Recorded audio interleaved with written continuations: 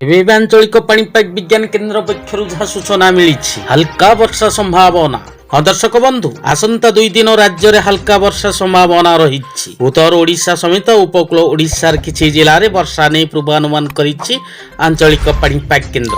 ବାଂଲାଦେଶ ଠାରୁ ଗାଙ୍ଗେୟ ଉପତ୍ୟକା ଦେଇ ଉତ୍ତର ଓଡ଼ିଶା ପର୍ଯ୍ୟନ୍ତ ବାୟୁମଣ୍ଡଳର 0.9 କିଲୋମିଟର ଉପରେ ଏକ ଘୂର୍ଣ୍ଣିବଳୟ ସୃଷ୍ଟି ହୋଇଛି। ତାହାର ପ୍ରଭାବରେ ଆସନ୍ତା 5 ତାରିଖ ପର୍ଯ୍ୟନ୍ତ ବର୍ଷା ହେବାର ସମ୍ଭାବନା ରହିଛି। ଆସନ୍ତାକାଲି ବାଲେଶ୍ୱର, ଭଦ୍ରକ, ମୟୂରଭଞ୍ଜ, କେଉଁଝର, ସୁନ୍ଦରଗଡ଼ ଏବଂ ଝାରସୁଗୁଡ଼ାରେ ହାଲକାରୁ ମଧ୍ୟମ ଧରଣର ବର୍ଷା ହେବାର ସମ୍ଭାବନା ରହିଛି।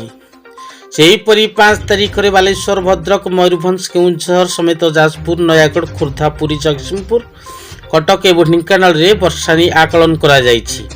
ବାକି ଓଡ଼ିଶାର ଅନ୍ୟ ଜିଲ୍ଲାଗୁଡ଼ିକରେ ପାଗ ମୁଖ୍ୟତଃ ଶୁଖିଲା ରହିବ। ବର୍ଷା ପ୍ରଭାବରେ ପାଗ କୋହଲା ରହିଲେ ମଧ୍ୟ ତାପମାତ୍ରାରେ କୌଣସି ପରିବର୍ତ୍ତନ ହେବ ନାହିଁ। ବର୍ଷା ସହ ଉପକୂଳ ଏବଂ ଆଭ୍ୟନ୍ତରୀଣ ଓଡ଼ିଶାର କିଛି ଜିଲ୍ଲାରେ ଘନ କୁହୁଡ଼ି ଦେଖିବାକୁ ମିଳିବ।